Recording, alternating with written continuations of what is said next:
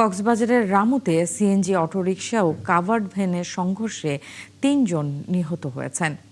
আহত হয়েছেন আরও ২ জন। বিকেল ৩টার দিকে রামুর মধ্যম খুনিয়া পালং এলাকায় এই দুর্ঘটনাটি ঘটে।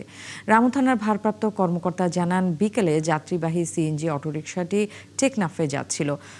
খুনিয়া পালং এলাকায় এলে কক্সবাজার মুখে একটি কাভার্ড ভ্যানের সাথে সংঘর্ষ হয়। ঘটনাস্থলে অটোরিকশার এক নারী যাত্রী নিহত হন।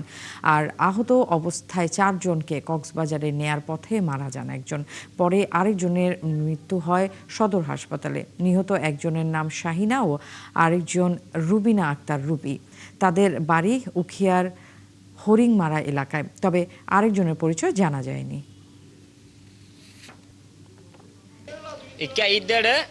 দেখিতে সিনসি কালো কবার কালো মারি খাই আর গাড়ি তো লামি সাইড দে মহিলা দুয়া ভিতরে হন্ডলে টানি নেলাই আই উগল হয়ে না হসির আগে হসির আগে দেখিতে মারা অ্যাক্সিডেন্ট হয়ে যেতে রাস্তার মাঝে একজন মারা গিয়ে আর আর লামিওরে আর অ্যাম্বুলেন্স দিয়ে আগারে আর লামি ও সিনসি উজু করিয়ে আর 2-3 জন নেলাই আর অ্যাম্বুলেন্সের মা 3 জন তুললি আর 2 জনে এটা ফরাত আসছিল।